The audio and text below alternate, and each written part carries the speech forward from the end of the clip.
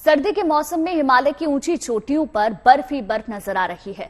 Adventure के शौकीन सैलानियों के लिए ये मौसम किसी वरदान से कम नहीं है। बड़ी संख्या में देशी विदेशी पर्यटक पहाड़ों का रुख कर रहे हैं। फ्रेश स्नोफॉल का ये दौर अभी लंबा चलने वाला है। मौसम विभाग के इस अनुमान ने स्थानीय लोगों के चेहरों पर मुस्कान ला दी है।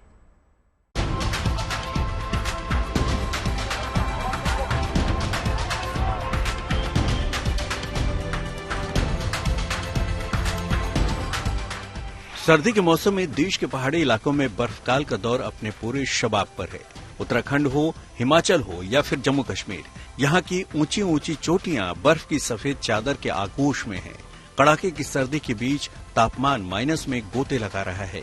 इसके बावजूद सैलानियों का जोश हाई है।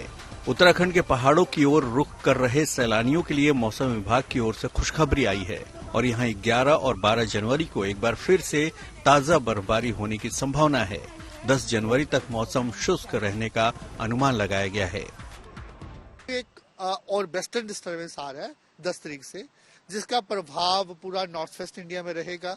उसके साथ एक वेस्टर्न डिस्टर्बेंस के साथ जो हवाएं हैं बे ऑफ बंगाल से भी आएंगी। दोनों का interaction plains of north west India में रहेगा, जिसके कारण हमारा अनुमान है 11-12 को इवन एनसीआर, दिल्ली, पंजाब, हरियाणा, उत्तर प्रदेश, सारी जगह पे, हिमालय पे light to moderate rainfall snowfall रहेगा।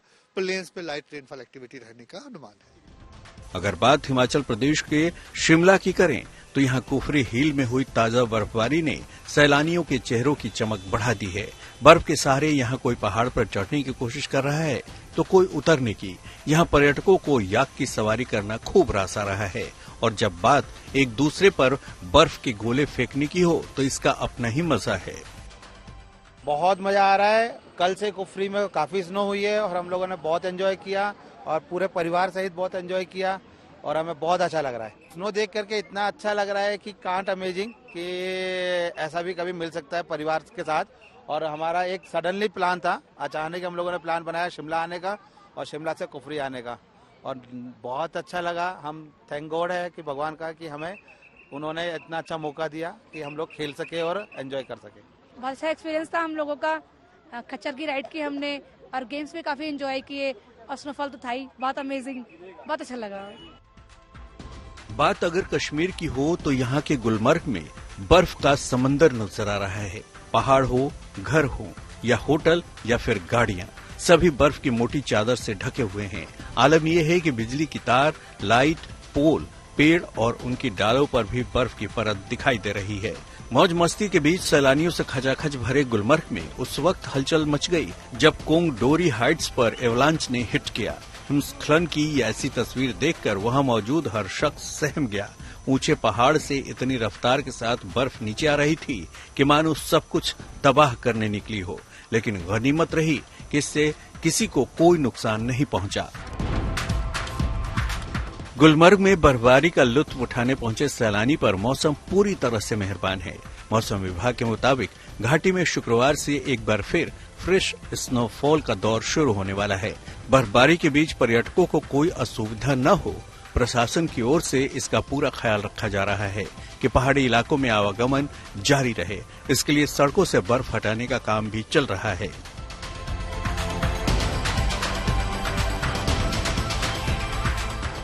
अलग अलग हिस्से कश्मीर के जो कटे हुए थे बर्फबारी के कारण, चाहे गुरेज की बात हो, करगिल की बात हो या फिर टंगडार की बात हो या फिर पुंछ राजौरी यानी जो मुगल रोड है उसकी बात हो, वो बर्फबारी से बंद हो गए थे यातायात के लिए। आज इन सभी सड़कों पर बर्फ हटाने का काम शुरू किया गया है और माना जा रहा है कि 1-2 दिन के भीतर सभी रास्ते जो हैं कश्मीर के यातायात के लिए खुल जाएंगे।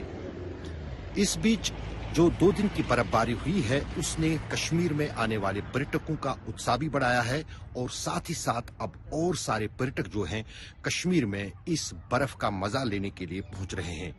अगर गुलमर्ग की बात करें, जिसको दुनिया का सबसे बेहतरीन विंटर स्पोर्ट्स डेस्टिनेशन के तौर पे माना जाता है, वहां पर भी विंटर स्पोर्ट्स, चाहे फिर वो स्नो स्कीइंग हो, स्नो साइकिलिंग हो या फिर दूसरी तरह की बर्फ से जुड़ी खेलें हैं, उनका मंच भी सज गया है और वो खेलें भी शुरू हो गई है। सर्दी के मौसम में चिल्ले कलां अभी आधे से ज्यादा ही बचा हुआ है। ऐसे में पहाड़ों पर बर्फबारी अभी यूं ही जारी रहेगी, जो मैदानी इलाकों में ठिठुरन बढ़ाएगी। देहरादून से अंकित शर्मा, श्रीनगर से अशरफ वानी के साथ bureau report, good news today.